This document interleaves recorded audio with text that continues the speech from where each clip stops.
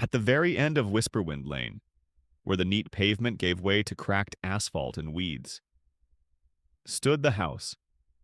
It wasn't just a house, it was a local legend, a slumbering giant of peeling paint and dark, watchful windows to the other children in the neighborhood. It was a source of spooky dares and ghost stories, a place to be approached with bravado but never truly explored.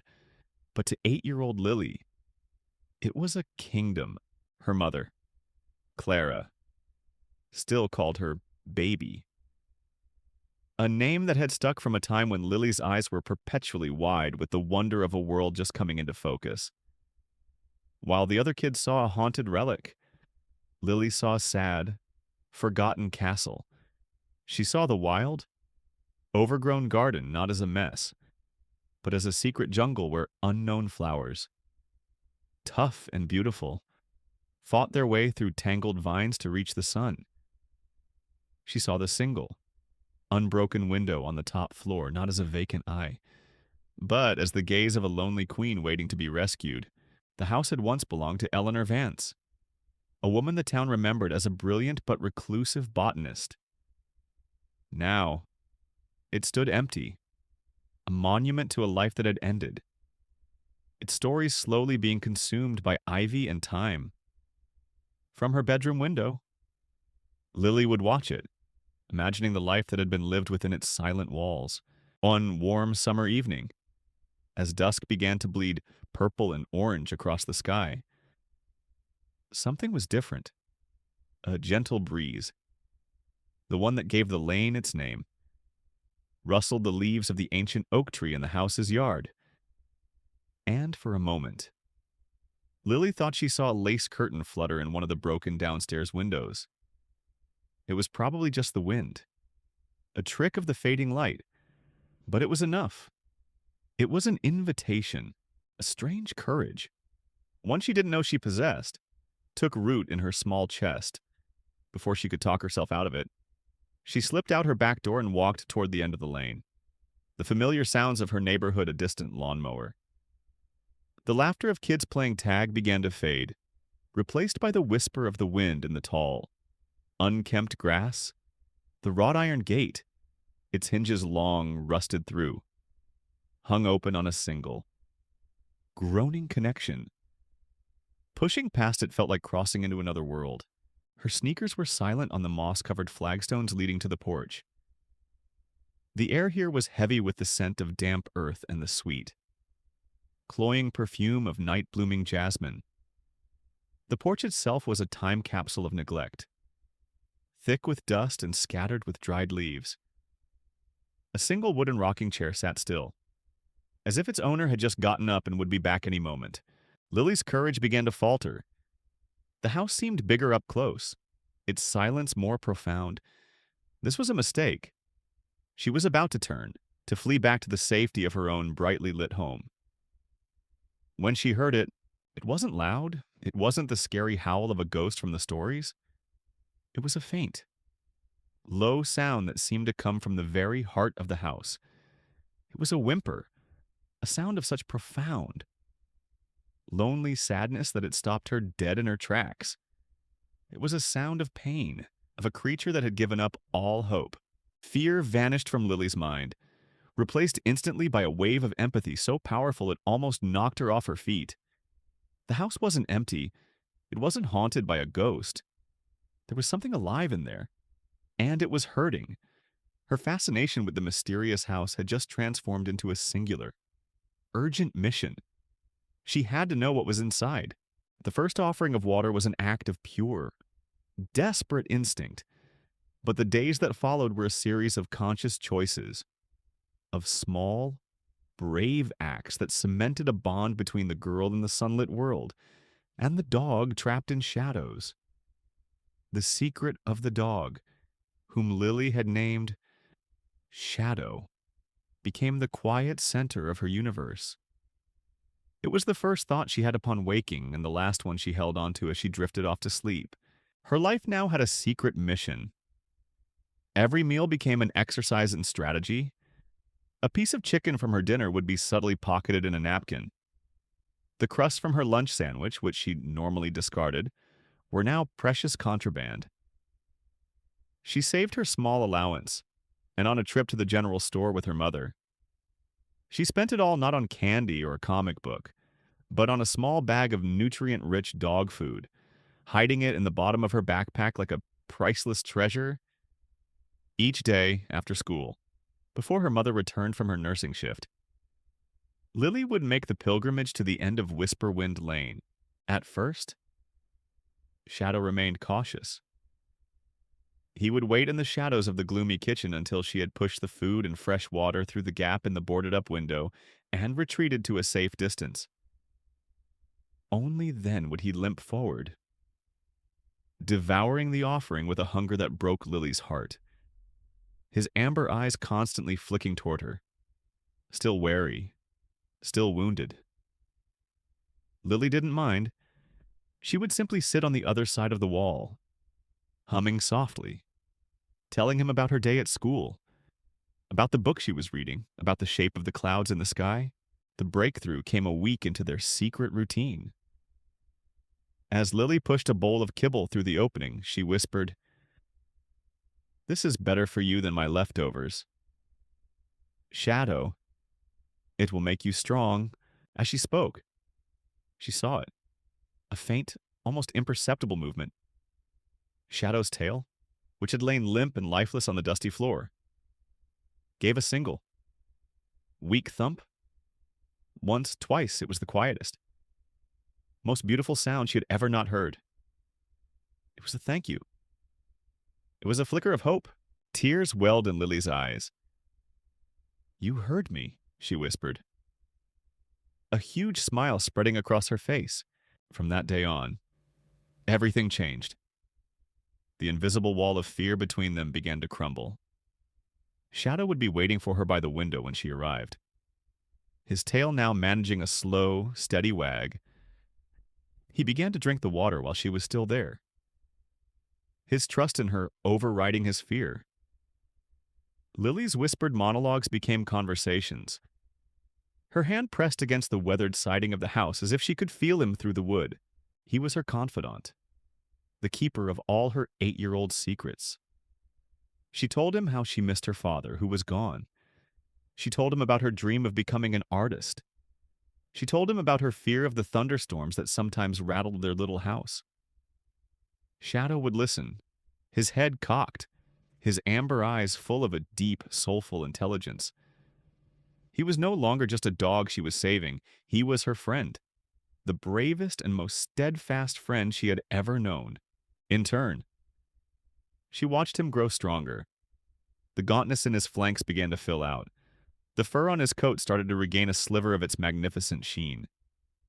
He even began to stand taller, the noble posture of his German shepherd breeding returning to him. He was healing, not just from the food and water, but from the quiet, unconditional love that she offered him each day. One evening, as the fireflies began to blink in the encroaching twilight, Lily whispered her goodnight. "I'll be back tomorrow, Shadow, I promise." She pressed her small hand flat against the dusty pane of the broken window. On the other side, Shadow limped forward and gently pressed his head against the glass, his warm breath fogging the surface. For a moment, they stayed like that, connected through the fragile barrier that separated their two worlds. In that silent touch, a pact was sealed. She was his entire world, his only hope, and he was her most precious secret. The fragile, secret world that Lily had so carefully constructed was shattered on a bright Tuesday afternoon. She was on her way to the house, her backpack containing a small carton of milk and a sandwich she had saved, when a sleek silver car she had never seen before slid to a stop in front of the rusted gate. It looked alien on Whisperwind Lane, its polished chrome glinting aggressively in the sun. A stark contrast to the gentle decay of the Vance house. A man and a woman emerged. They were dressed in sharp, dark city clothes that looked completely out of place. The woman, whose name was Brenda, had a face as sharp as broken glass and a thin, disapproving mouth. She surveyed the overgrown garden with a look of undisguised disgust. The man, Richard, was tall and slick, with a predatory smile that didn't reach his eyes. He clapped his hands together with an air of impatient finality. "Well, this is it," Richard said, his voice loud and jarring in the quiet lane. "Let's get this over with. The sooner we get a for sale sign up, the better." "What a dump," Brenda muttered, pulling her expensive jacket tighter around herself as if to ward off the poverty of the place. "I can't believe she lived like this, honestly. Richard, I feel like I need a tetanus shot just from breathing the air here." Lily, who had seen them from a distance, ducked behind the thick, leafy branches of a forsythia bush, her heart hammering against her ribs. These had to be the relatives, the new owners. They spoke about the house not as a home, but as a disease. The couple made their way up the path. Richard jiggled the handle on the front door, which remained stubbornly shut. Locked, of course. He sighed with theatrical frustration. Come on, there must be a way in around the back. Lily held her breath as they walked around the side of the house, their voices cutting through the air like shards of glass. She watched in horror as they approached the very spot where she met with Shadow each day. Her spot. "What is this?" Brenda's voice was a sharp, sudden shriek. Lily peeked through the leaves. Brenda was pointing a manicured finger at the two bowls, one empty, one still holding a little fresh water from that morning, tucked neatly by the boarded-up window. Richard's slick smile vanished, replaced by a dark scowl. "Well, what do you know?" he snarled. "It seems we have a squatter. Some homeless bum has been living on our property." "A squatter?" Brenda looked horrified. "Here, oh, that's disgusting. What if they're still inside? Call the police." "Richard." "And say what?" he shot back, his mind clearly working on a different problem. "No, the last thing we need are police reports. Think of the liability if some vagrant gets hurt in this death trap. He could sue us for everything we have to secure the property." Now, the words sent a chill down Lily's spine. Before she could even process what was happening, Richard strode back to his fancy car and opened the trunk. He pulled out a hammer and a handful of long, rusty nails from a pile of refuse near the side of the house. He grabbed two weathered gray planks. He marched back to the window, Lily's window. Their window with a look of grim determination. "Let's see a bum get through this." He grunted. The first hammer blow echoed through the quiet afternoon like a gunshot. Lily flinched, a sob catching in her throat. Another blow followed, and another. It was a violent, furious sound, the sound of her secret world being brutally nailed shut. Each strike was a personal attack, destroying the fragile bridge she had built to her friend. "Good," Brenda said, watching with cold satisfaction. "Block it all up. I don't want anything getting in or out."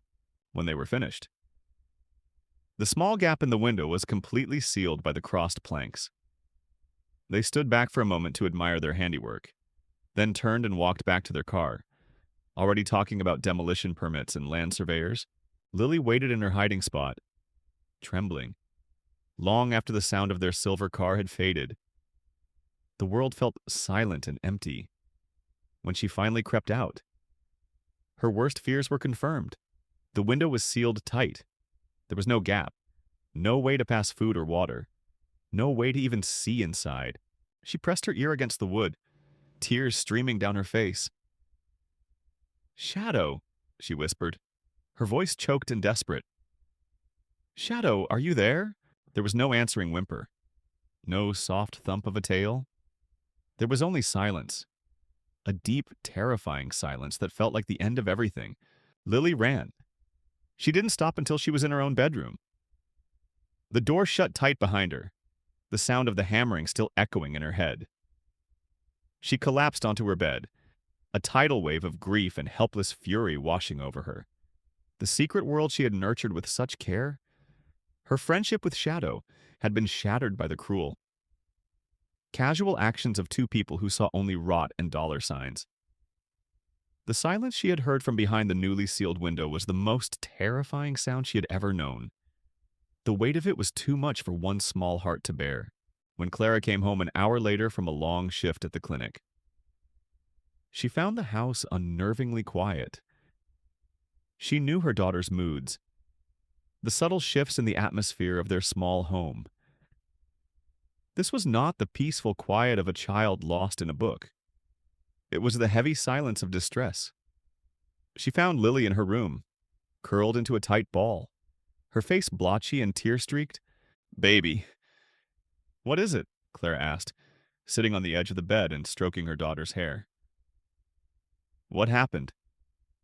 "You look like your whole world has ended," at her mother's gentle touch. "The dam broke." The whole story came tumbling out in a torrent of sobs and hiccups.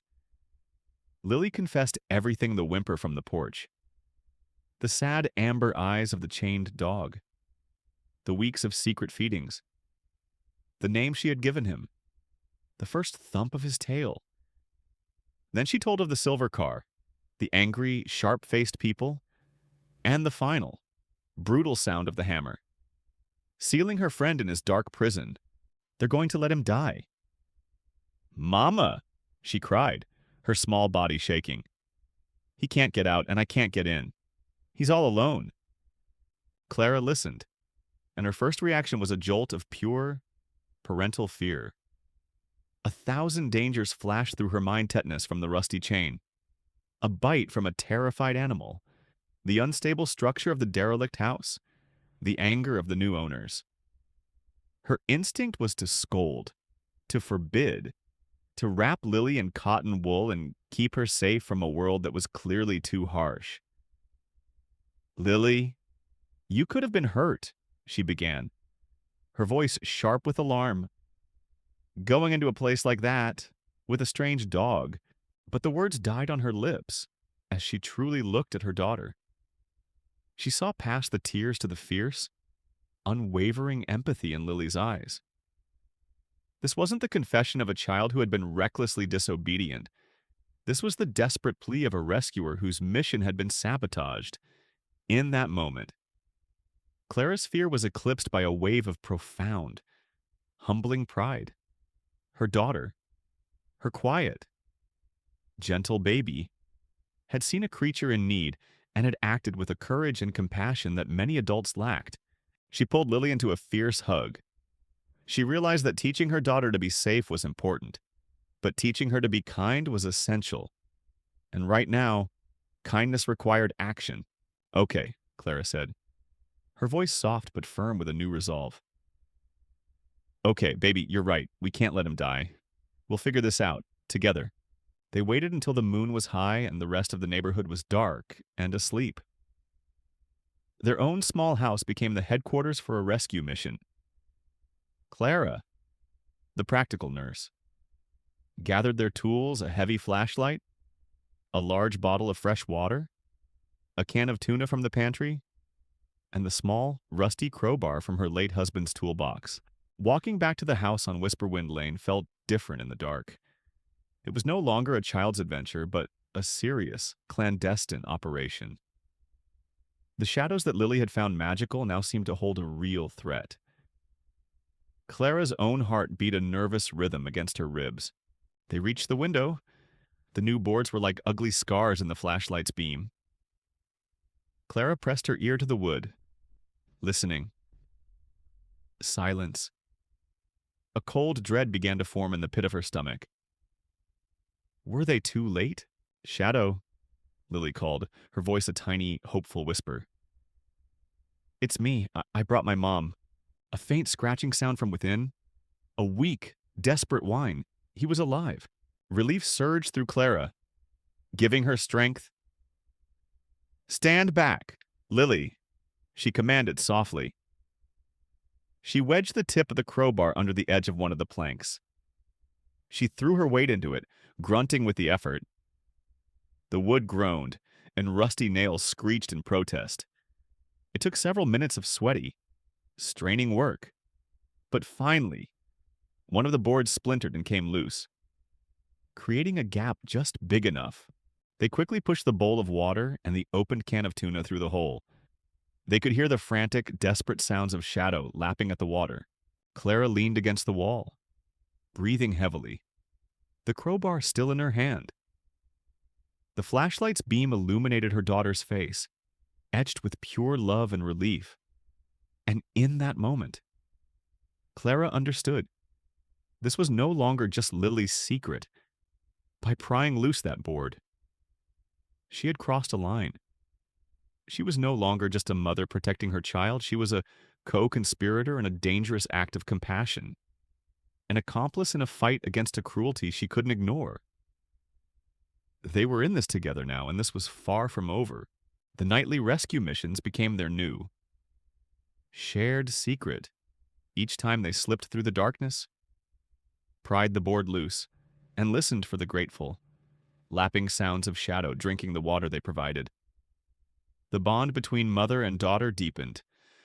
But Clara knew, with the cold certainty of a nurse assessing a critical situation, that this was not a solution. It was a temporary fix, a bandage on a wound that required surgery. The dog was still chained, still trapped, and the cruel, impatient relatives could return at any moment to truly save Shadow. She needed more than a crowbar and a can of tuna. She needed information. Her investigation began subtly. During her lunch break, she'd listen to the chatter at the town diner, at the general store. She'd linger by the counter, picking up on the quiet conversations of longtime residents. The name Eleanor Vance was always spoken with a mixture of respect and puzzlement. People remembered her as brilliant, a bit of a recluse, a woman who preferred the company of plants to people. But these were just fragments, whispers on the wind. Clara needed a source. She found it in the house next door to Eleanor's, while the Vance property was a testament to wild neglect. The cottage beside it was a jewel of meticulous care. Its garden was a tapestry of perfectly pruned rose bushes and tidy rows of vegetables. Its owner was often out front, a kindly-looking man with weathered hands and a gentle face. Tending to his plants? This was Mr. Gable, one afternoon, summoning her courage. Clara approached him as he was weeding a patch of marigolds. "Excuse me," she began, her voice softer than she intended. "I'm Clara. My daughter and I live just down the street. I hope you don't mind me asking, but I've been so curious about the house next door." Mr. Gable straightened up slowly, wiping his brow with the back of a gloved hand. He looked at her, his eyes initially guarded, as if protecting the memory of his friend from the idle curiosity of a newcomer. But he must have seen something in Clara's face, a genuine concern that went beyond simple nosiness, because his expression softened. "That was Eleanor's house," he said, his voice raspy but kind. "Lived there for over 50 years. Knew more about the things that grow from the earth than any 10 professors. A bit private, sure, but a good soul." "Her garden looks like it must have been amazing," Clara ventured, hoping to guide the conversation. Mr. Gable let out a soft, sad chuckle. "Amazing doesn't begin to cover it. My dear, that garden..." He shook his head, looking at the tangled wilderness next door with a deep, fond memory in his eyes. "That was her laboratory and her cathedral? People saw a hobby. I saw life's work. She used to say that garden held secrets that could change the world." Emboldened, Clara asked the question that truly mattered. "Her relatives seem eager to sell." The kindness vanished from Mr. Gable's face, replaced by a flash of pure, undiluted contempt. "Relatives?" he scoffed, the word sounding like a curse. "Those two vultures, Richard and Brenda, never visited, never sent a card. Not once in the 10 years I've lived here. Only showed up after she was gone, sniffing around for money like pigs after truffles." Eleanor was a shrewd judge of character. She wouldn't have trusted them with the dirt from under her fingernails. He leaned on his rake, his voice dropping conspiratorially. "They think she had money hidden away. And maybe she did. But Eleanor always told me her greatest legacy, the thing she treasured most, wasn't something you could put in a bank. She said it was something that was growing right here, under our very noses. Something far, far more valuable than money. He gestured with his head toward the overgrown jungle of the Vance property. The words landed on Clara with the force of a revelation. This wasn't about a simple case of animal neglect anymore. It was about a hidden legacy. Richard and Brenda, in their blind, ignorant greed, were about to destroy something potentially priceless because they were looking for the wrong kind of treasure. Suddenly, Clara's mission crystallized. It wasn't just about saving Shadow from cruelty. It was about protecting Eleanor Vance's life's work from the two people she would have wanted least to have it. She thanked Mr. Gable, her mind reeling. She walked home, the weight of this new knowledge settling upon her. The wild, untamed garden next door no longer looked like a chaotic mess. It looked like a vault, a treasure chest of secrets, with a loyal, loving guardian trapped inside. That night, as she watched Lily whisper to Shadow through the crack in the boards, Clara knew their nightly missions were no longer enough. They had to get inside. They had to find whatever notes or research Eleanor had left behind. They had to understand the secret of the garden before a bulldozer arrived to flatten it. And its miracle. Forever, the decision was made in the heavy silence that followed their nightly visit. A small gap in a boarded-up window was not enough. It was a lifeline, but a frayed and tenuous one. Shadow was still a prisoner, and his captors could return at any time. Clara knew, with a certainty that settled deep in her bones, that their passive assistance had to evolve into an active rescue. They had to get inside the house. They chose to go just before dawn, when the world was at its darkest and quietest, armed with the crowbar and a powerful flashlight. They crept back to the Vance property. This time, their mission was not just to deliver food, but to liberate. They circled the perimeter of the silent house, testing windows, looking for a weakness. Everything was locked, bolted, or boarded. The house was a fortress, sealed against the world. Then Clara saw it. A small service door on the side, half hidden by a tangle of overgrown ivy. It was likely a door to a pantry or a mudroom. It looked ancient and warped, its wood swollen tight in the frame. This was their only chance. "Stand back," Clara whispered to Lily. She wedged the tip of the crowbar into the seam. It took all of her strength, her muscles straining in the humid air. The sound of splintering wood seemed deafening in the stillness. With a final agonized groan of rusted metal, the lock gave way, and the door swung inward into a pitch-black space. They were in. The flashlight beam cut through the darkness, illuminating a world frozen in time. The air was thick with the scent of dried herbs, old paper, and dust. Furniture stood draped in white cloths like solemn ghosts. This wasn't a spooky, haunted house. It was a laboratory, a sanctuary, put to sleep. Books on botany lined the walls, and intricate diagrams of plant cross-sections were tacked to a corkboard. Their first priority was Shadow. They found him in the kitchen, and the moment the flashlight beam fell upon him, he scrambled to his feet, a cascade of joyous, desperate whines erupting from his chest. The chain, however, held him fast. It was a thick, cruel length of metal, secured to the leg of a heavy cast-iron stove with a new, formidable-looking padlock. Clara's heart sank. The crowbar was useless against it. For a moment, despair washed over her. To have come this far only to be defeated by a simple lock felt like a cruel joke. "Look, Mom," Lily said, pointing the flashlight beam toward a set of drawers. Mrs. Vance was a gardener. Maybe she had tools. It was a spark of hope. They rummaged through the neatly organized drawers.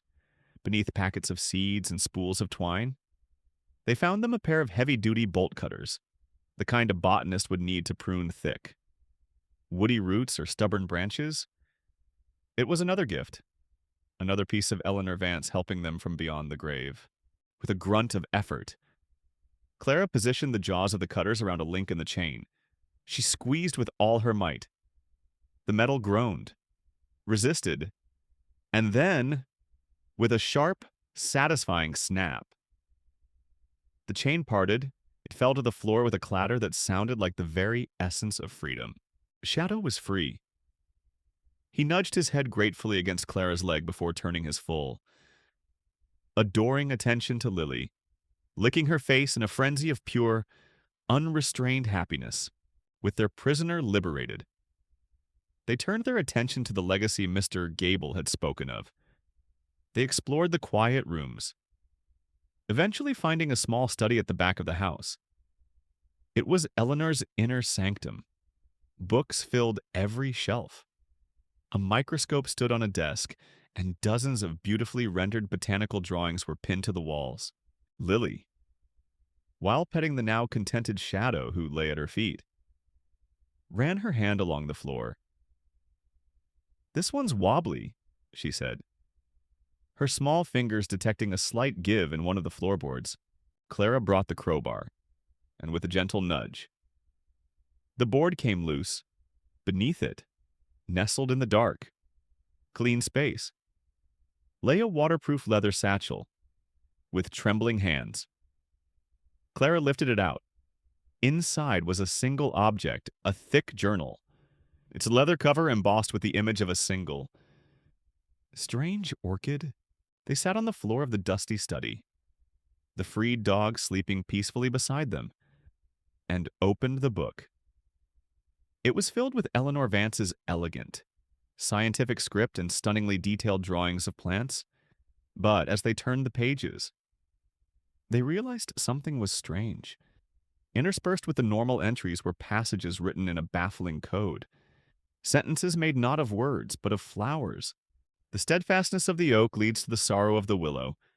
Beware the deception of the foxglove, but trust the memory of the rosemary. It was beautiful, poetic, and utterly incomprehensible. They had freed the guardian and found the treasure map, but the map was in a language neither of them knew how to read. Miles away from the dusty silence of Eleanor Vance's study, in a sterile, minimalist apartment that smelled of glass cleaner and ambition, Richard and Brenda were nursing their frustration. The inheritance that was supposed to be their golden ticket had turned out to be a rotting albatross around their necks. They had spent 2 days tearing the old house apart, or rather, paying a couple of day laborers to do it for them, and had found nothing. No hidden safe, no antique jewelry, not so much as a silver dollar. "I cannot believe this," Brenda said, pacing their white marble floor in sharp, angry steps. She took a sip of her Chardonnay, her lipstick leaving a perfect red crescent on the rim of the glass. All that effort, all that nauseating dust, for what, a pile of rotting wood and a garden full of weeds? We look like fools. Richard, it has to be there somewhere, Richard insisted. Though his voice lacked conviction, he loosened his silk tie, the picture of a man whose confidence was rapidly fraying. The old woman was notoriously frugal. She never spent a dime. She had to have something stashed away. She probably stashed it in a compost heap. Brenda retorted acidly. She was a crazy plant lady. Richard, her treasure was probably a prize-winning turnip. Just then, Richard's phone began to vibrate on the glass coffee table, its aggressive buzzing a violation of the room's cold quiet. He glanced at the screen, and a flicker of panic crossed his features before he quickly masked it. "I have to take this," he said, walking out onto the small balcony and sliding the glass door shut. Brenda watched him. Her eyes narrowed. She couldn't hear the words, but she could see the body language.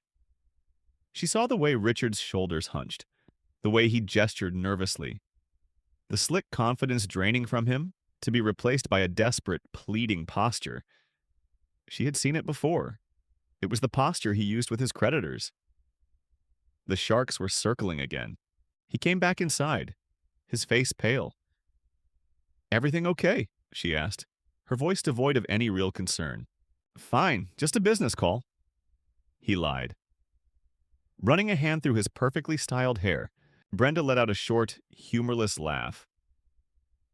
Don't lie to me. Richard, I know the signs. How bad is it? He sighed. The fight going out of him. Bad. We need that money. Bren, we need it yesterday. She stared at him for a long moment. Then her gaze went distant, her sharp mind clicking through possibilities. A cold, practical light entered her eyes. You're an idiot, she said. Not with anger, but with a chilling matter-of-factness. You've been looking for treasure inside the house. You're thinking like a character in a children's book. The house isn't the asset. The house is the problem. Richard looked at her, confused. What are you talking about? The land, you fool, she said, her voice dropping as she laid out the cold logic. It's a huge, double lot in a town that's becoming a bedroom community for the city. It's the land that's valuable. We stop looking for her non-existent cash and we sell the one thing we know has value. We tear down that disgusting, rotting shack, clear the land, and sell an empty plot to a developer. It's fast, it's clean, and it will give us exactly what we need. Richard stared at her, a slow smile spreading across his face. The last vestiges of his treasure-hunting fantasy evaporated, replaced by the simple, brutal appeal of her plan. It was perfect. No more searching, no more dust, no more dealing with the old woman's legacy. Just a bulldozer and a check. And a Brenda, he said, his voice filled with genuine admiration. You are brilliant. He picked up his phone again, his demeanor completely changed. The nervous debtor was gone, replaced by the decisive man of action. He found the number for a regional demolition company. Yes, hello, he said into the phone, his voice all business. I'd like to get a quote for a full residential demolition and site clearing. That's right. House, foundation, and all vegetation. I need it done as soon as possible. What's your earliest availability? He paused, listening. Next Tuesday, that's perfect. Yes, book it. Send the contract over this afternoon. He hung up the phone and turned to Brenda, a triumphant grin on his face. He picked up his own wine glass and raised it. To us, he said, and to finally getting rid of that horrible old house. Brenda clinked her glass against his, a matching, predatory smile on her face. They drank their expensive wine, celebrating their cleverness, completely oblivious to the fact that they had just signed a death warrant for a miracle. The clock was now ticking, back in the dusty sanctuary of Eleanor Vance's study. The first light of dawn began to filter through the grimy windows. The elation of freeing Shadow had given way to the daunting, intellectual challenge presented by the journal. It lay open between Clara and Lily on the floor, its pages filled with a language that felt as ancient and mysterious as the house itself. Shadow, now free of his chain, lay with his head on Lily's lap, a warm, breathing testament to what was at stake. The steadfastness of the oak leads to the sorrow of the willow. Clara read the line for the 10th time, her brow furrowed in concentration. It has to be a map of the garden. The big oak tree by the fence must be the start. But when they tried to follow the map, it led them in circles. The cryptic phrases didn't correspond to any logical path through the tangled wilderness of the yard. Frustration began to set in. The journal was a key, but it was a key to a lock they didn't understand. Flipping through the pages, Clara's frustration gave way to admiration for Eleanor's artistry. Beside each coded entry was a breathtakingly detailed, scientifically precise drawing of the flower in question. Beneath each illustration, Eleanor had penned its formal Latin name. Clara paused on the page with the weeping willow, its graceful, sorrowful branches rendered in exquisite detail. Below it was the name Salix babylonica. The word salix snagged in her memory. As a nurse, she had a passing familiarity with the Latin roots of many medicines. Salix. Salicylic acid. It was the active compound in aspirin. The world's most common medicine for pain, for sorrow. It hit her with the force of a lightning strike. "Oh my God," she breathed, her eyes wide. "Lily, look!" She pointed from the word sorrow in the coded sentence to the Latin name for the willow. "It's not a place. It's a meaning. The sorrow of the willow isn't a location, it's what the willow gives us. Medicine for pain." Lily's eyes lit up with understanding. "It's a code based on the language of flowers," Clara confirmed, a new, frantic energy surging through her. "The secret language of botanists and herbalists." The mystery wasn't a map, it was a vocabulary test. But they didn't have a dictionary. Or did they? They scanned the room, their eyes falling on the towering bookcases filled with Eleanor's life's work, on a lower shelf. They found it a thick, heavily used volume with a faded title, The Complete Compendium of Herbal Folklore and Floral Symbolism. It was filled with underlined passages and handwritten notes in the margins. They had found their Rosetta Stone, huddled together by the flashlight's beam. They began the painstaking work of translation. It was like learning a new language, one of poetry and symbolism. Slowly, piece by piece, the story of Eleanor Vance's final years began to emerge from the cryptic prose, the memory of the rosemary. Clara would read from the journal. Lily would flip through the compendium. Rosemary means remembrance, combined with the sun's hope from the sunflower. Clara continued, "A new dawn, a new beginning," Lily whispered, piecing it together. The journal told of a great discovery.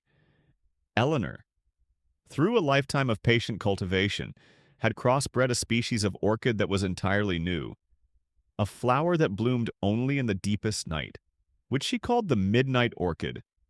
But its beauty was secondary to its power. The journal was filled with notes on its incredible antibacterial properties. It produced a compound that, in her small experiments, had destroyed bacteria that were resistant to all known antibiotics. As a nurse, Clara felt a chill run down her spine that had nothing to do with the cool morning air. She had seen the reality of antibiotic-resistant infections. She had held the hands of patients suffering from illnesses that, a generation ago, would have been minor, but were now life-threatening. What she was reading about wasn't just a scientific curiosity, it was a miracle. A potential lifesaver for millions. The final coded entries were the most urgent. Beware the deception of the foxglove, a beautiful flower. But the source of a heart medication that is also a poison for this great gift must not fall into greedy hands. The legacy lies with the midnight orchid's promise. They had uncovered the secret. The treasure of the house on Whisperwind Lane wasn't a box of jewels or a hidden stash of cash. It was the formula for a world-changing medicine. Clara looked at the sleeping dog, at her daughter's awestruck face, and at the precious book in her lap. The weight of their discovery was immense. They were the guardians of a secret that could save countless lives. But the journal, for all it revealed, held back the final, crucial piece of information. It spoke of the orchid and the completed research, but not where they were hidden. It was a story without a final chapter. As the sun climbed higher, casting long shadows across the dusty floor, they sat in the silent house, completely unaware that a phone call had been made, a contract signed, and that the ticking of a clock had begun. Counting down the minutes until Eleanor Vance's miracle, and the house that protected it, would be erased from the earth forever. The dawn that followed their discovery broke gray and quiet, filtering through the dusty windows of the study. For Clara and Lily, the house no longer felt menacing. It felt sacred. They had spent a fitful night on a dusty old sofa, with Shadow curled protectively at their feet. The leather-bound journal clutched in Clara's hands like a holy text. They were no longer trespassers, they were guardians. Their new focus was singular: find the location of the midnight orchid and the completed research notes. They spent the morning poring over the journal again, cross-referencing the floral codes with the compendium, searching for a final clue, a map, a hint they might have missed. But the journal remained stubbornly silent on the final location. Its last pages filled only with Eleanor's hopes for what her discovery could mean for the world. "We have to get him out of here," Clara said. Looking at Shadow, "We can't leave him. When it gets dark tonight, we'll lead him back to our house. He can stay in the basement until we figure this out." It was a risky, desperate plan. But it was a plan. It gave them a sense of control, a feeling that they had time. They believed their greatest enemy was the secret they held and the risk of Richard and Brenda returning.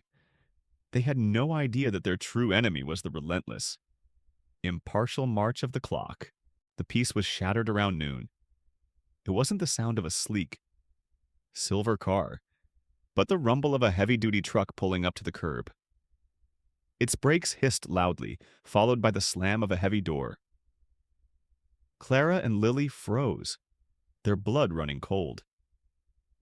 Lily instinctively grabbed Shadow's collar, pulling the dog with her as they scrambled to hide in a dark, musty closet off the main hallway. Clara's heart hammered against her ribs. Had they been discovered? From the darkness of the closet, peering through a thin crack in the door, Clara had a partial view of the front lawn. It wasn't Richard or Brenda. It was a burly man in overalls and a bright orange safety vest. He walked to the back of his truck and pulled out a large wooden sign and a heavy mallet.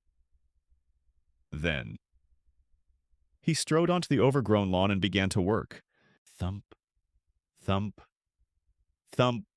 The sound was loud, methodical, and utterly devoid of emotion. It was the sound of business being conducted, with each blow of the mallet. The sign sank deeper into the earth, a stark white intrusion in the wild green of the garden. When the man was finished, he wiped his hands on his pants, got back in his truck, and drove away, leaving behind a profound and terrible silence. Clara waited until she was sure he was gone before she dared to creep to the grimy front window to get a better look. The sign stood like a tombstone. The letters were big, black, and brutally clear. ACME Demolition Notice of Demolition Permit. 7/34, date scheduled. Tuesday, July 29th. The words swam before Clara's eyes. Tuesday. She glanced at the calendar on her phone. Today was Wednesday, July 23rd. They didn't have weeks. They didn't even have a full week. They had 6 days in that single, horrifying moment.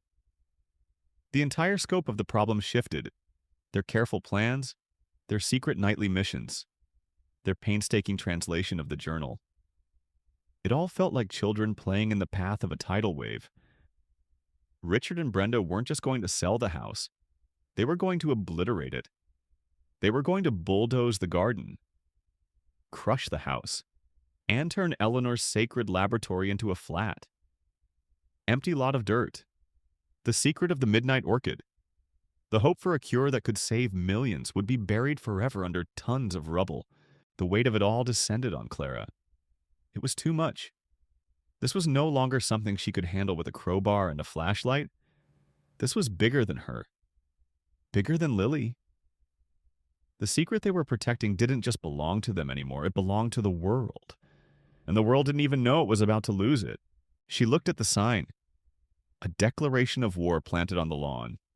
The house, which had felt like a place of discovery just moments before, now felt like a death row cell. The ticking of the grandfather clock in the hall no longer sounded peaceful. It sounded like a countdown to oblivion. They needed help. They needed an ally. They needed someone who understood. "Come on," Clara said, her voice tight with a new, frantic urgency. She grabbed Lily's hand, pulling her toward the back door. We have to go. We have to go see Mr. Gable right now." Panic gave their feet wings. Clara and Lily fled from the Vance house. The image of the stark white demolition sign burned into their minds, leaving Shadow behind, even temporarily. Felt like a betrayal.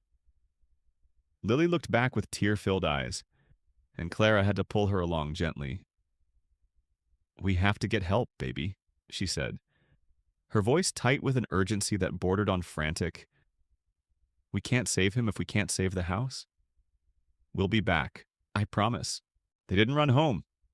They ran next door, to the small, tidy cottage with the perfectly pruned roses. They half stumbled up Mr. Gable's walkway and pounded on his front door, their distress too great for polite knocking. A moment later, the door opened. Mr. Gable stood there, a half-finished crossword puzzle in one hand, a look of pleasant curiosity on his face that quickly melted into alarm as he took in their appearance. He saw Clara's pale, drawn face and Lily's tear-streaked cheeks. "Good heavens, Clara," he said, his kindly voice full of concern. "What on earth has happened? You look as if you've seen a ghost. Worse." Clara breathed, her chest heaving as she tried to catch her breath. "Mr. Gable, I need your help. I have to tell you something, and you're going to think I'm crazy." He ushered them inside, to a cozy living room that smelled of pipe tobacco and old books. He sat them down and listened, his expression shifting from concern to shock, then to a steely, righteous anger as Clara, with Lily occasionally chiming in, poured out the entire story. She told him about the whimper, the chained dog, the secret feedings. She told him about Richard and Brenda, about the newly boarded window and their own clandestine breaking and entering. Finally, her voice trembling, she told him about the demolition sign throughout the entire story. Mr. Gable sat perfectly still, his hands clasped, his face growing darker with every word. When Clara mentioned how they had found Shadow chained in the kitchen, his knuckles turned white. "Those monsters," he said, his voice a low, dangerous rumble that seemed at odds with his gentle demeanor. "Those soulless, greedy monsters. Eleanor, like, she loved that dog more than life itself. She called him her shadow because he never left her side. To do that to him, it's unforgivable." Then, Clara placed the final piece of the puzzle on the coffee table between them. She opened the satchel and took out the leather-bound journal. "There's more," she said. "We found this Eleanor's journal. Her legacy wasn't money. Mr. Gable, it's a cure.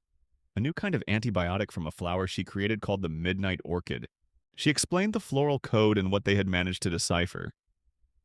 As she spoke, the anger on Mr. Gable's face was slowly replaced by a look of profound, heart-stopping awe. He reached out a trembling hand and touched the cover of the journal. "I knew it," he whispered, a tear tracing a path down his wrinkled cheek. "I knew her garden held a miracle.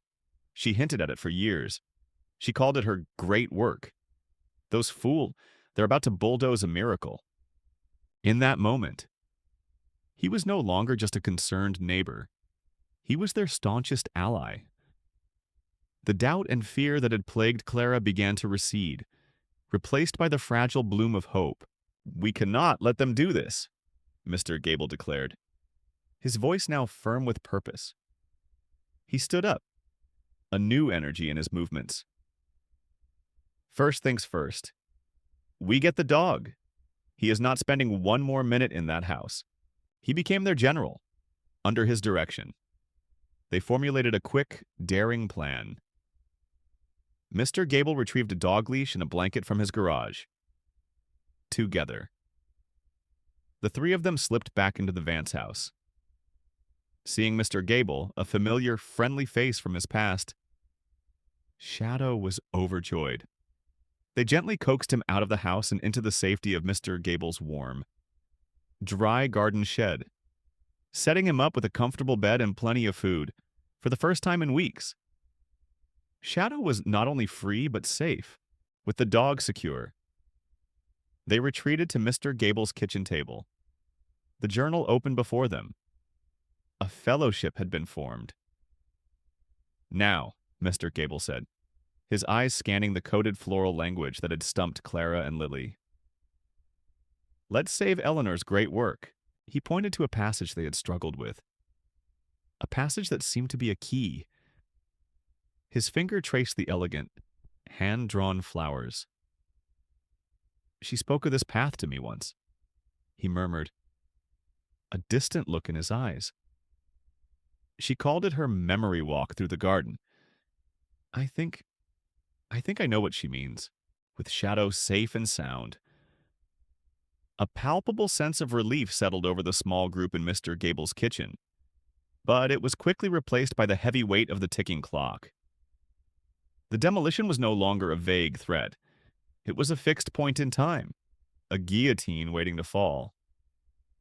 They turned their full attention to the journal, spreading it out on the table under the warm kitchen light, the coded entries that had seemed like beautiful, impenetrable poetry now held the frantic urgency of a final message in a bottle. "Let me see," Mr. Gable said, putting on a pair of reading glasses and leaning over the book, his gnarled finger, accustomed to the delicate work of handling seedlings. Trace the drawing of the weeping willow. Ah, yes, Salix babylonica. Eleanor planted that one herself the year her husband, George, passed away. She called it her thinking tree, her place for sorrow. He tapped the word in the journal, his eyes lighting up. She's not just writing about any willow. She's writing about her willow. The big one at the very back of the property, near the stone wall. The first landmark was fixed. The code wasn't just symbolic, it was personal. They moved to the next phrase, to the forgiveness of the white rose. Clara quickly flipped through the floral compendium they had retrieved from the house. White rose. She read aloud. Purity, innocence, secrecy, and in some traditions, forgiveness and remembrance. Her alba maxima. Mr. Gable breathed, a look of fond memory on his face. It was a special variety of white rose, very old. She was so proud of it. It grew in a thick bush not 20 feet from the willow. She said she planted it to forgive the world for taking George from her. The path was becoming clearer. A trail of memories only a true friend would know how to follow. They had the first 2 points on their map. "What's the last part?" Mr. Gable asked, his focus intense.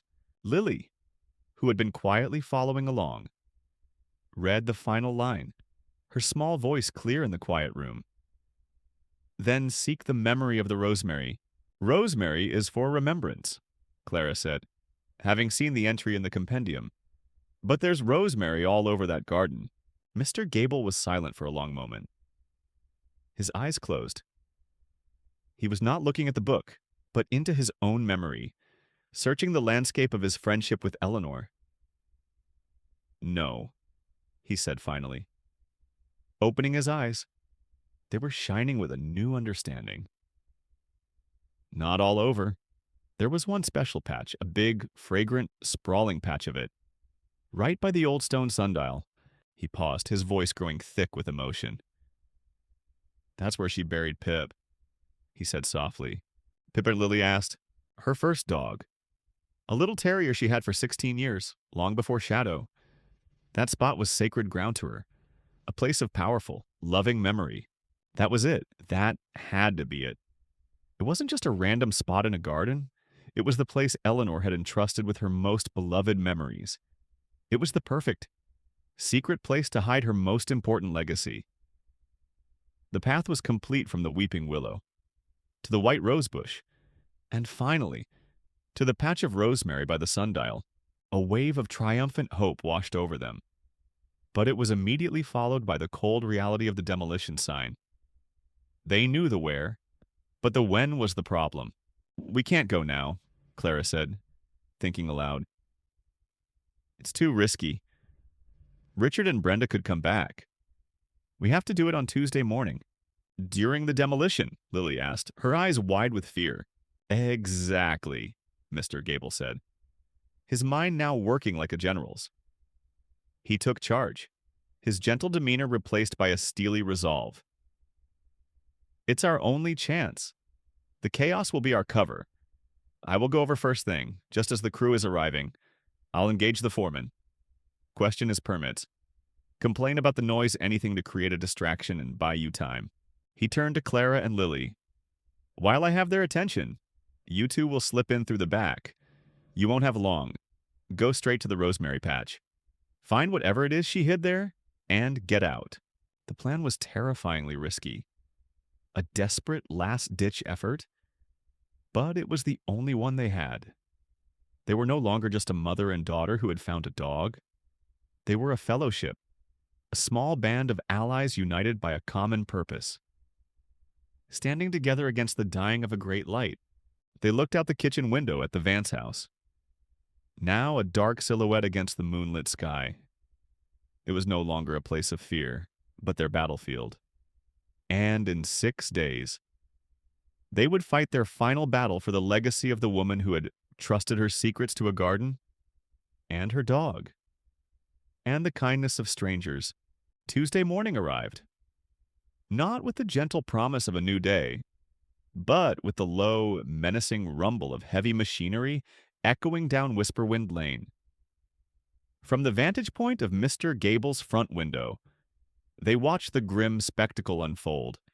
A massive flatbed truck, carrying a monstrous yellow bulldozer like a beast of prey on a leash, maneuvered into position in front of the Vance house. The machine was unloaded with a ground-shaking thud, its steel treads leaving deep scars in the asphalt. The end had arrived a few minutes later. Richard and Brenda's sleek silver car pulled up. They got out, smiling, carrying takeaway coffee cups as if they were arriving to watch a parade. Their faces were alight with smug satisfaction, eager to witness the final erasure of their troublesome inheritance. The foreman of the demolition crew, a burly man with a clipboard and a no-nonsense expression, began shouting orders to his team. "It's time," Mr. Gable said, his face a mask of calm, determined resolve. He straightened his cardigan and marched out the door, as planned. He intercepted the foreman near the rusted gate. "Good morning," his voice boomed, projecting the air of a slightly dotty but very concerned neighbor. "Quite a machine you have there. I just wanted to double-check the permits on this. The property line here is a bit tricky, you see, and my prize-winning roses are very sensitive to dust." It was the signal. While all eyes were on Mr. Gable's masterful performance of polite obstruction, Clara and Lily slipped out his back gate. Scurrying through the gap in the fence and into the wild tangle of the Vance garden, the air was thick with the smell of diesel fumes and the deafening roar of the bulldozer's engine firing to life. The sound was a physical presence, a constant, vibrating threat that seemed to count down their final seconds. "This way!" Clara yelled over the noise. Her heart pounding, they followed the memory walk, a frantic race against the machine. They ran to the great weeping willow at the back of the property, its branches swaying like sorrowful arms. From there, they scanned the overgrown yard and spotted it the defiant white of the Alba Maxima rose bush. They pushed through thorny branches that tore at their clothes and skin, their breath coming in ragged gasps. The roar of the engine grew louder, a steady, earth-shaking growl. They had reached the roses, the rosemary. Lily panted, pointing toward a clearing where a stone sundial stood. Just as Mr. Gable had described, they scrambled toward it, their feet sinking into the soft earth around a huge, sprawling patch of fragrant rosemary. They fell to their knees, their hands frantically clawing at the base of the bushes, searching for a box, a handle, a hidden lid, anything. Their fingers were scratched and caked with dirt. The bulldozer's engine revved, a deafening declaration that time was up. "I can't find anything," Clara cried, despair creeping into her voice. "It's not here." The foreman had finally lost patience with Mr. Gable. "That's enough, Pops. We've got a schedule to keep." He gave a sharp wave to the driver. The bulldozer lurched forward, its massive steel treads crushing a bed of wildflowers with brutal indifference. It began its slow, inexorable advance toward the house and the garden. Lily, on the verge of tears, looked away from the ground and at the sundial. Something from the journal. A drawing she had stared at for hours. flashed in her mind, a detail she hadn't understood. "Wait," she said. Crawling toward the stone pedestal, she scraped away a thick patch of moss at the sundial's base.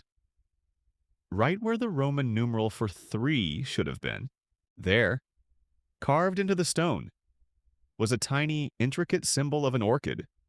In the center of the orchid was a small, dark hole. It was a keyhole. "A key?" Clara exclaimed. "But where's the key?" The bulldozer was closer now, its shadow falling over them. They could feel the vibration through the soles of their shoes. Richard and Brenda were watching, smiling, their victory just moments away. Suddenly, Clara remembered. The ammo box. There had been one other object inside. Tucked into the velvet beside the metals, a small, ornate bronze pin shaped like a flower.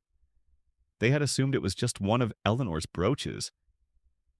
She fumbled in the satchel she was carrying, her heart in her throat, and pulled out the diary and, beneath it, the pin.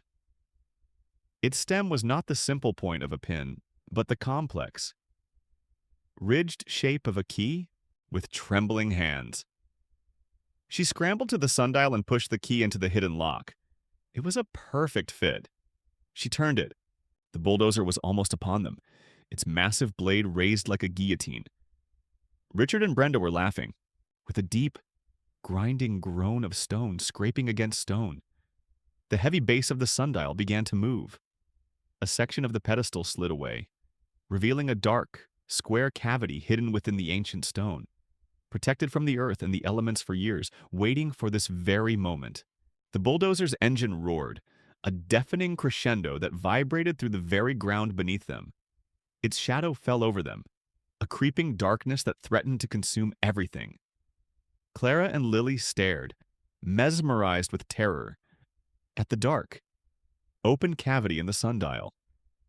They had found the final secret, but it seemed they had found it seconds too late.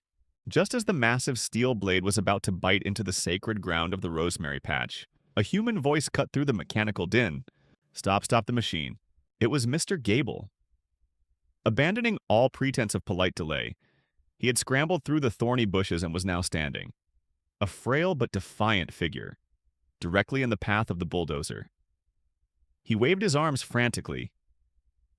"There are people in the garden. A child stop. I say—" The driver, his face a mask of shock, slammed on the brakes.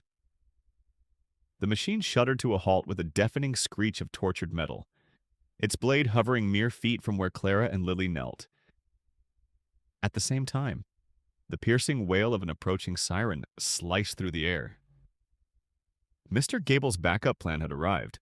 A police cruiser screeched to a halt on Whisperwind Lane, and Officer Miller emerged, his expression grim and focused.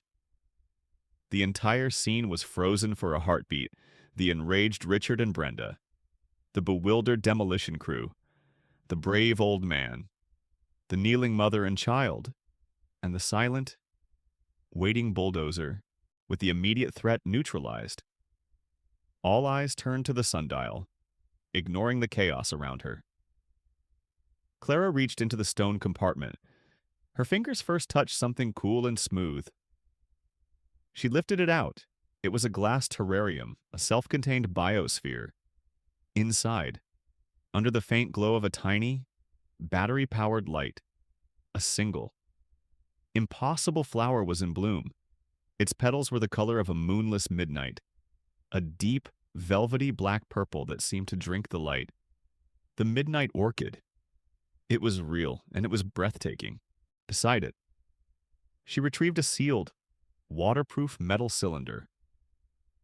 She stood up, holding Eleanor's legacy in her hands. No longer a trespasser, but its rightful protector. "What is that?" Richard snarled, his face purple with rage as he stormed toward her. "What did you find, whatever it is? It's mine." "Back off, Richard," Officer Miller commanded, stepping firmly between them. Clara met Richard's greedy, furious gaze, and for the first time, she felt no fear, only a profound, sorrowful pity. With steady hands, She twisted the cap off the metal cylinder and pulled out a sheaf of tightly rolled papers. "This is Eleanor Vance's legacy," Clara announced, her voice ringing out, clear and strong, across the now silent garden. "You were looking for money, but she left behind something so much more valuable." She held up the papers. "This is her research, the formula for a new antibiotic. Derived from this orchid, a cure that could save millions of lives from resistant infections. This is what you were about to turn into a pile of dirt." The weight of her words descended upon the scene. The foreman's jaw dropped. Richard and Brenda were stunned into a slack-jawed silence, their materialistic minds short-circuiting at the concept of a treasure that couldn't be spent. Then, the tears began. Mr. Gable, his face crumpling with emotion, wept openly. They were tears of pure, vindicating joy for his departed friend. "She did it," he whispered to himself. His voice choked. "The dear, brilliant woman, she actually did it." Lily, overwhelmed by the emotion of the moment, buried her face in her mother's side, her small shoulders shaking with the sobs of relief. And Clara, holding the miraculous flower and the hope of the world in her hands, felt her own tears begin to fall, tears for Eleanor, tears for the terror they had endured, and tears for the sheer, breathtaking beauty of what they had saved. This was the moment the story had promised, a wave of catharsis that washed over the garden, cleansing it of all the fear and greed. Officer Miller took control. "This site is now part of an official investigation," he declared, his voice leaving no room for argument. "The demolition is terminated." He turned his attention to Richard and Brenda, who now looked not just thwarted, but small and terrified. "I think you two have a lot of questions to answer, starting with felony animal cruelty, and ending with the attempted destruction of what may be one of the most important scientific discoveries of the century," as Richard and Brenda were being questioned, their smugness replaced by sputtering panic. Clara stood tall. She held the glowing orchid, a beacon of hope in the middle of the wild garden, its protector and its champion. The race was over. The miracle was safe. The spring that followed was a season of profound and gentle healing. The snows of winter melted away, and the garden of the house on Whisperwind Lane began to stir with new life. 6 months had passed since the frantic race against the bulldozer, and the world for Clara. Lily and Shadow had been reborn. The saga of Richard and Brenda ended not with a bang, but with the quiet, inexorable turning of the wheels of justice. Faced with overwhelming evidence, including Mr. Gable's testimony and the damning chain found in the kitchen, they were convicted of felony animal cruelty. The attempted destruction of what was now globally significant intellectual property entangled them in a web of civil lawsuits from which they would never recover. They lost the house, their reputations, and their freedom. They vanished from Harmony Creek, becoming their own kind of ghost story.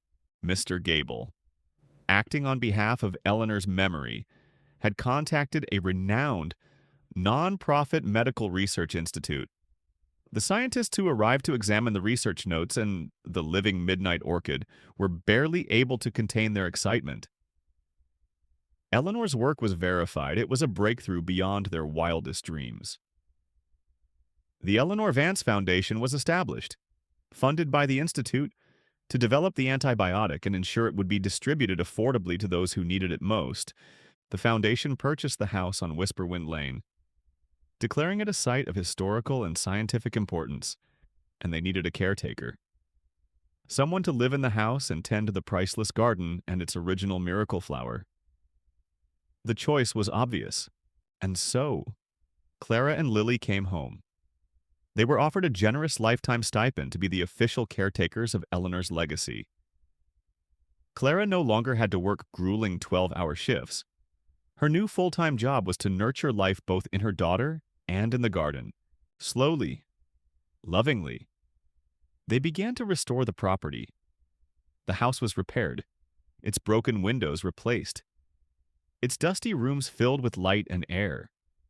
The garden, under the expert guidance of Mr. Gable and the enthusiastic help of Lily, was carefully tended. They cleared the choking weeds, pruned the ancient roses, and planted new life, transforming the tangled wilderness back into the sanctuary it was always meant to be. Lily thrived. The quiet, imaginative girl was now confident and joyful. She spent her days exploring the garden, learning the names of all the flowers from Mr. Gable, her hands in the rich soil, and by her side, always, was Shadow, no longer a prisoner of chains and shadows. He was the undisputed king of his domain. He was a magnificent creature, his coat thick and glossy, his amber eyes bright with intelligence and unwavering devotion. He would spend his afternoons sunning himself on the porch, a living, breathing symbol of hope rescued from the brink. One bright May afternoon, as they were planting seedlings near the sundial, the mail carrier brought a special delivery letter. It was the first official piece of mail they had received from the Eleanor Vance Foundation. Clara opened it, her hands trembling slightly. Inside was a short, formal report from the lead scientist, and clipped to it was a handwritten note. The report detailed the success of the first human trial of the new antibiotic, which they had named Elevance. The note was from the trial's supervising doctor. Dear Ms. Clara. It read, I thought you and your daughter should know. The first patient to receive Elevance was a 9-year-old boy with a severe infection that had resisted all other treatments. As of this morning, he is fever-free, laughing with his parents, and expected to make a full recovery. Thank you for what you did. From a hospital in Chicago. Thank you. Clara stared at the note, and the world blurred as her eyes filled with tears. Mama, why are you crying? Lily asked, her own eyes wide with concern. Clara knelt and pulled her daughter into a hug. The letter pressed between them. These are the good tears. Baby, she whispered, her voice thick with emotion. The ones we found at the very end of the story. These are the tears for the little boy who gets to go home to his family. This is the treasure Eleanor left for us to find. She looked around at the vibrant, living garden, at her daughter's bright and hopeful face, at the loyal dog resting peacefully in a patch of sun. The initial tears of sorrow for a lonely, abandoned dog had been transformed into tears of joy for a world that was now, because of a little girl's courage, a slightly better and more hopeful place. This was Eleanor's legacy. This was their garden of hope. Thanks for watching. If this story of bravery, kindness, and a little girl who changed the world touched your heart, please let us know by giving it a thumbs up. Don't forget to click that subscribe button and join our community for more emotional and inspiring stories every week. We love hearing from you. Where are you watching from today? Drop a comment below and say hello, and if you just can't wait for the next story. Check out our playlist of other videos right here. Thanks for being part of our family.